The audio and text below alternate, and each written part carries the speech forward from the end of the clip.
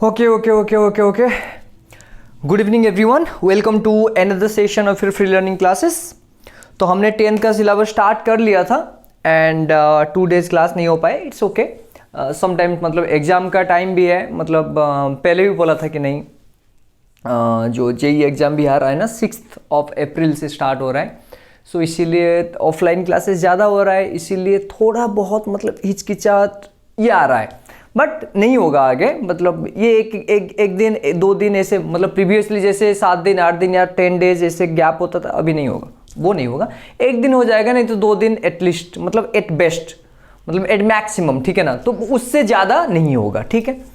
तो सभी का काम होता है एंड मेरा जो बेसिक सोर्स ऑफ इनकम होता है वो मेरा ऑफलाइन क्लासेस से ही होता है, ठीक है ना। मुझे पता है आप लोग मतलब समझ पा रहे होंगे, ओके। सो जो रियल नंबर का जो आपका 3rd या 4th पार्ट है वो जनरली आपका लॉन्ग क्वेश्चन जो होता है उसमें आता है, ठीक है ना। And that is the proof of irrational number. आपको क्वेश्चन आता है कि प्रूव कीजिए √2 इज एन इरेशनल नंबर, या √3 is an irrational number, √5 is an irrational number, √7 √11, तो ये आपको प्रूव करके देखना है, ठीक है। एंड मैं अभी जो करूंगा वो एक पैटर्न होगा, वही आपको वही पैटर्न फॉलो करके दूसरा जो नंबर है वो आपको क्या करना पड़ेगा, प्रूव करना पड़ेगा। आ गया समझ में? तो मुझे मतलब आपको, हाँ, ये बात आपको समझना है कि हम क्या कर सकते हैं यहाँ पर। एक मिनट बेटा, हाँ, हम यहाँ पर क्या कर सकते हैं, प्रूव करेंगे। कैसा प्रूव करेंगे अभी तो करेंगे हम, तो पहले ये समझ लेते हैं कि इरेशनल नंबर है क्या। बेटा रैशनल नंबर जो होता है वो होता है p/q फॉर्म में, मतलब आपका एक फ्रैक्शन में आएगा, ये सही है। अगर p/q फॉर्म में आ रहा है रैशनल नंबर, तो इरेशनल नंबर कभी आपका p/q फॉर्म में नहीं होगा। सपोज मान लो आपके पास दिया गया है पाई, ठीक है, ये पाई हो गया, तो पाई का वैल्यू आपको पता है 3.14 डॉट डॉट डॉट ऐसे चलेगा, this is non terminating, terminate नहीं होगा या रिपीट भी नहीं होगा। अगर पाई का वैल्यू आप ऐसे लिखते हो 22/7, तो it is a rational number, ठीक है ना, ये आपका रैशनल नंबर है, but pi is an irrational number, ठीक है। तो रैशनल नंबर जो 22/7, बिकॉज p/q फॉर्म में दिया गया है। अगर p/q फॉर्म में दिया गया है that means this is a rational number. अगर p/q फॉर्म में नहीं है तो इरेशनल नंबर। हमें वही प्रूव करना है। क्या करना है, √2 इज एन इरेशनल नंबर, तो प्रूव दैट, तो that implies it can not be written in the form of p/q। आ रहा है समझ में? हम वो नहीं लिख सकते। अभी फिर देखते हैं बेटा, प्रूफ पे चलते हैं डायरेक्ट कि कैसा प्रूव करेंगे। पहले जो है आपका √2 देख लो, पहले सीख लो कि क्या हो रहा है, उसके बाद √5, √2 के 2 के जगह 5 लिखोगे, यही तो है पैटर्न। चलो तो हम प्रूव कर लेते हैं बेटा। प्रूफ क्या दिया गया है, to prove √2 is an irrational number, ठीक है। पूरा बारीकी में समझो, ठीक है ना, इरेशनल नंबर, ओके। देखो तो हमें क्या करना है, रैशनल नंबर से जाना है, क्योंकि √2 आपको प्रूव करना है इरेशनल नंबर। अगर मैं √2 इक्वल टू रैशनल नंबर ले लेता हूं एंड लास्ट में प्रूव करता हूं कि नहीं ये नहीं हो सकता, तो वो इरेशनल हो गया, ठीक है ना। तो उसी फॉर्म में लिखेंगे, ओके। सो स्टार्ट करते हैं बेटा। Let √2 is a rational number, ठीक है, √2 is a rational number, okay sir. So √2 can be written as p/q form, आपको तो पता है, ठीक है ना। एंड p/q फॉर्म में जो होता है बेटा, उसका एक ही आपका क्या होता है फैक्टर, वो होता है 1। सर समझ में नहीं आया, ओके, लेट मी एक्सप्लेन। बेटा आपको दिया है कि 50/100, इसको आप कट कर सकते हो, हाँ सर कट कर सकते हैं, तो 1/2 आ गया। सिमिलरली मान लीजिए सर 3/9 दिया है, कट कर लो, कितना आएगा बेटा 1/3। अभी देखो ये 1/2 हुआ, या मैं ऐसा लिखता हूँ 13/11, तो 13/11 तो कट नहीं होगा, लेकिन 13 एंड 11 का फैक्टर कॉमन कौन होता है, 1 इज फैक्टर ऑफ एवरीवन, ठीक है ना, सभी का एक आएगा। मतलब नंबर 1 जो है वो 1 13 से भी डिवाइड होगा, 1 11 में भी डिवाइड होगा, ठीक है ना, 1 3 में भी डिवाइड होगा, सॉरी 1 1 में डिवाइड होगा, 3 में डिवाइड होगा।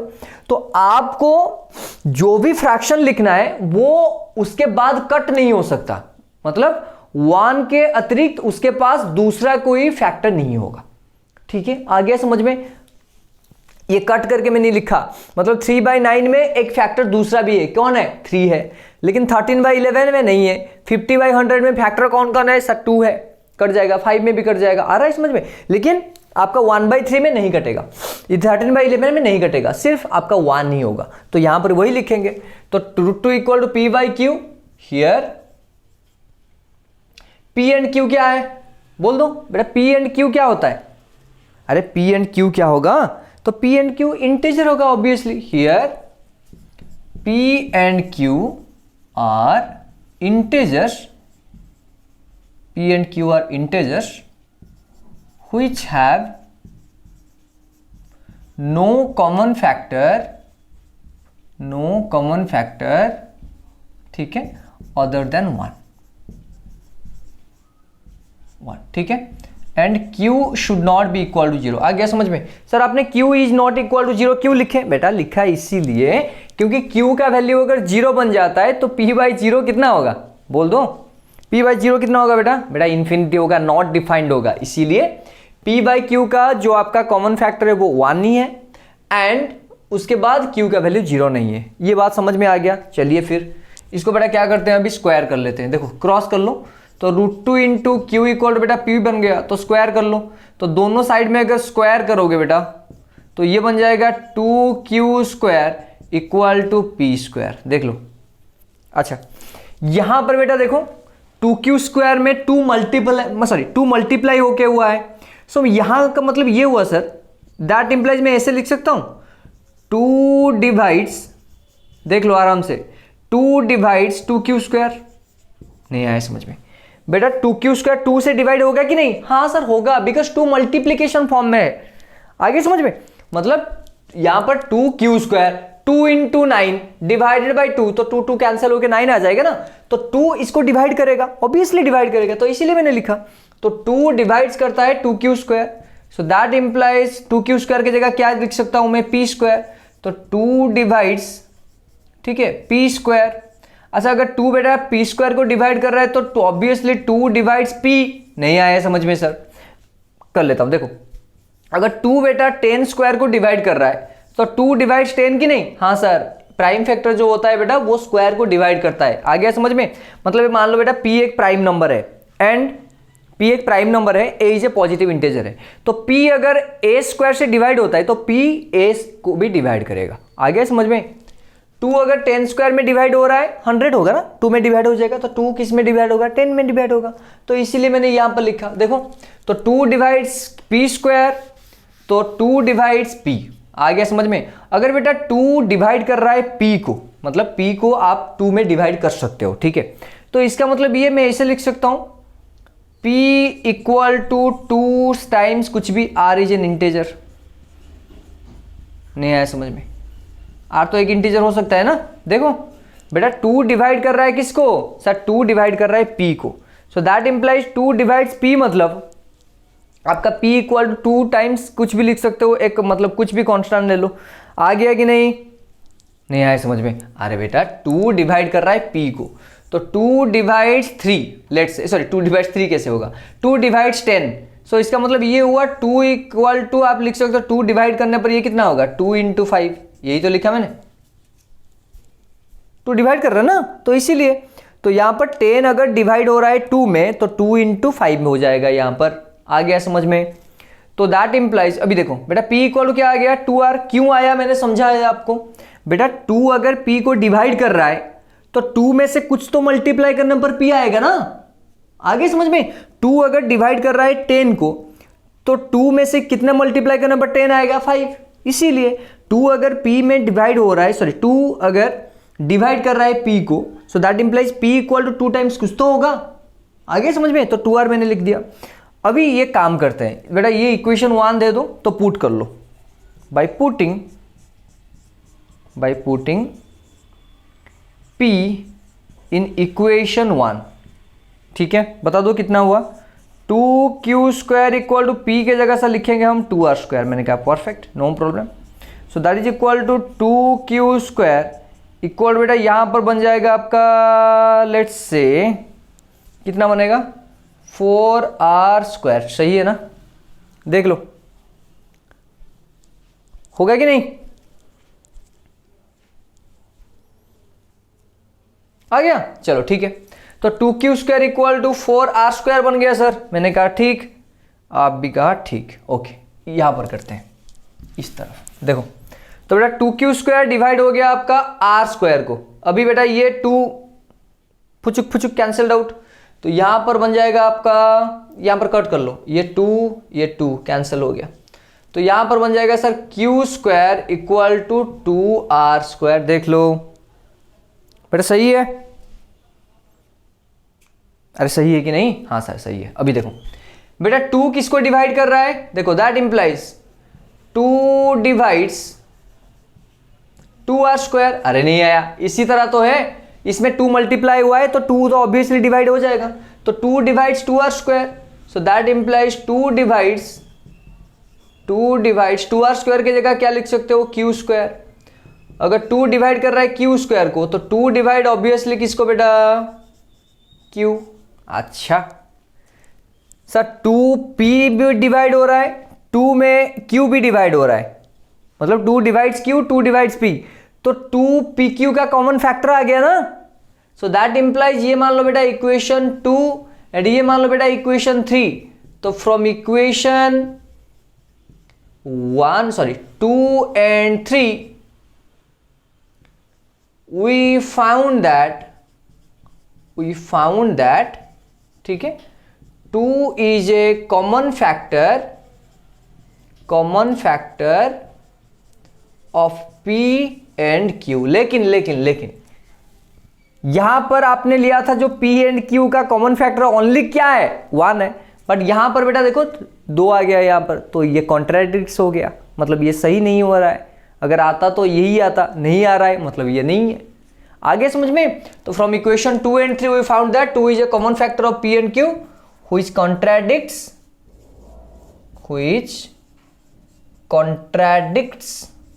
contradicts ठीक है, contradicts the fact that p and q have only one common factor that is 1। आ गया समझ में? तो p and q का कॉमन फैक्टर कौन था, 1 ही था, लेकिन यहां पर आपने प्रूव कर लिया 2 भी एक है, तो ये कॉन्ट्राडिक्ट कर रहा है। So that's why √2 is an irrational number, वो रैशनल नहीं है। क्यों? कॉन्ट्राडिक्शन आ गया। आ गया? पूरा लिखो। आ गया बेटा समझ में पूरा? मैं और एक बार समझा देता हूं आपको, पहले लिख लो आप।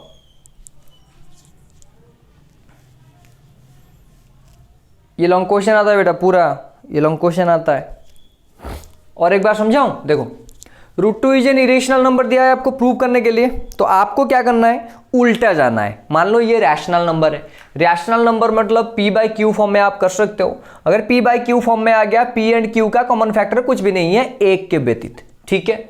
उसके बाद मैंने ऐसा स्क्वायर कर लिया, स्क्वायर करने पर 2q² = p² आया, तो 2 अगर इसको डिवाइड कर रहा है तो 2 इसको भी डिवाइड करेगा, अगर स्क्वायर को डिवाइड कर रहा है तो इंडिविजुअल को भी डिवाइड करेगा। इसका मतलब p को आप 2 टाइम्स कुछ भी लिख सकते हो, r इज एन इंटीजर। अभी p के जगह 2r यहां पर पुट कर लिया मैंने, तो यहां पर पुट करने पर q² = कितना आया, 2r² आया।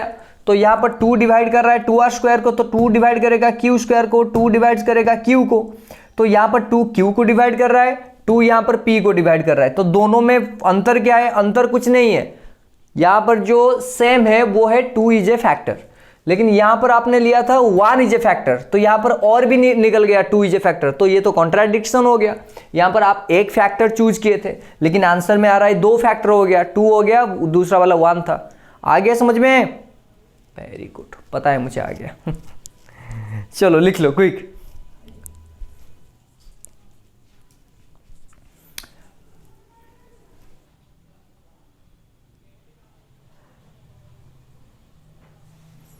बहुत इजी है, लेकिन थोड़ा क्या होता है, अच्छा सर हम जो √3 या √11 करेंगे, कर लो। यहां पर √3 होगा तो सारे के सारी जगह में क्या होगा, 3 होगा। यहां पर √11 होगा तो सारे के सारी जगह में क्या होगा, 11 होगा, ऑब्वियसली।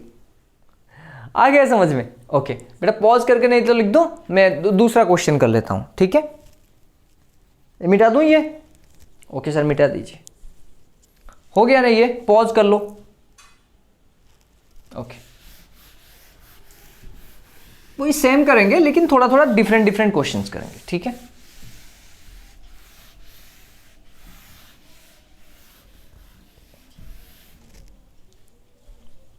√3, √5, √11, √7 ये कर सकते हो आप, ठीक है।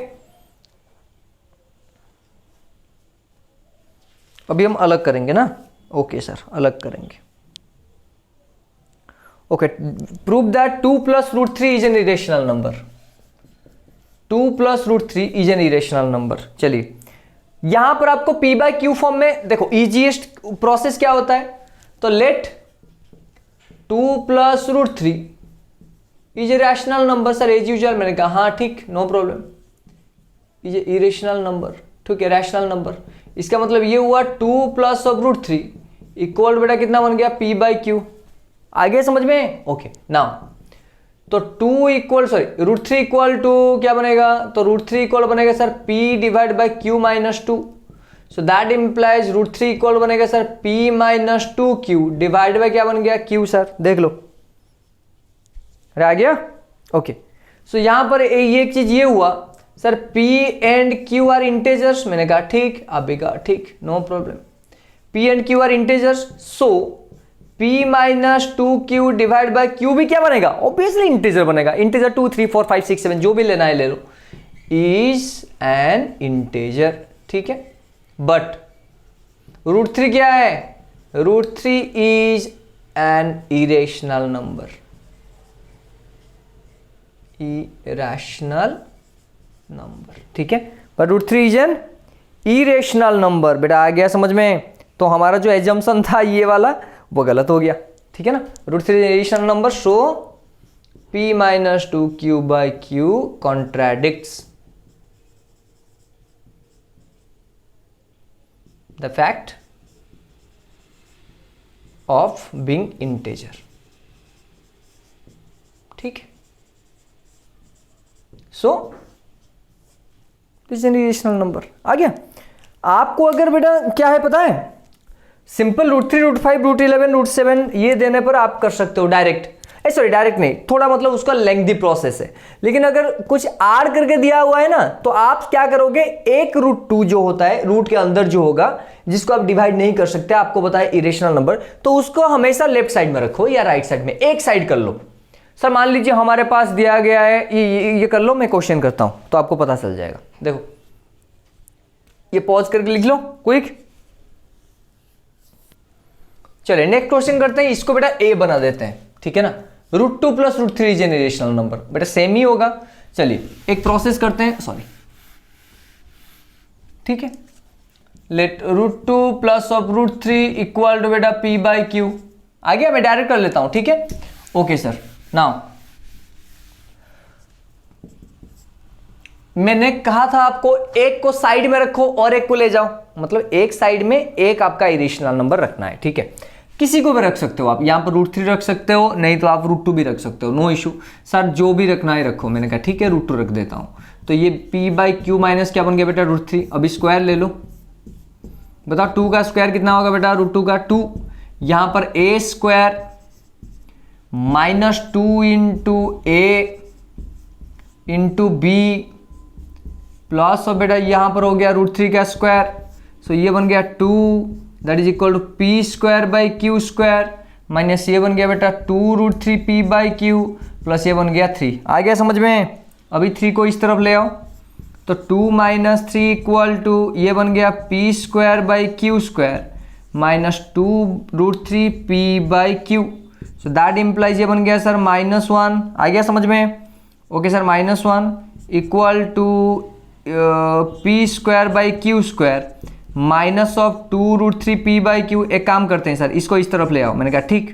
तो -1 minus p²/q² equal to -2 √3 p/q। बेटा माइनस माइनस कैंसल आउट, तो 1 + p²/q² इक्वल टू 2 √3 × p/q। सही है। मुझे क्या करना है सर, यहां पर मुझे पता है ये वाला √3 दिखाना है मुझे, क्यों, √3 इज एन इरेशनल नंबर, इसीलिए मैं सॉल्व कर रहा हूं। चलो मल्टीप्लाई कर लो उस तरफ। So that implies Q square plus of P square divide by 1 equal to Q square sorry 2√3 into P by Q. एक क्यू कैंसल्ड आउट, तो ये बन गया बेटा Q square plus of P square divide by Q equal to 2p into √3। इसको नीचे ले आओ, तो क्यू स्क्वायर बेटा plus Q square plus P square divide by ये नीचे आ जाएगा 2pq इक्वल टू आंसर कितना आया √3। ये इंटेजर है, इंटेजर ये टोटल टर्म इंटेजर होगा, लेकिन √3 क्या है बेटा इरेशनल, तो ये पूरा इरेशनल हो गया। आ गया। एवरी टाइप ऑफ क्वेश्चन मैंने कर लिया। अगर मिक्स में आएगा तो मिक्स में भी दिखाना है, एक को मतलब √3 या √2 जो भी है। अगर मिक्स में दोनों में भी क्या लगा हुआ है, एक तो पिछले वाला जो क्वेश्चन था एक इंटेजर था, दूसरा वाला क्या था इरेशनल। यहां पर दोनों के दोनों इरेशनल है, आपको पता है, बट प्रूव तो करना पड़ेगा ना। एक का प्रूव आप सीखे हो तो 2 3 या प्रूव 4 प्रूव तो नहीं सीखे। ठीक है, गुड, लिख लो क्विक।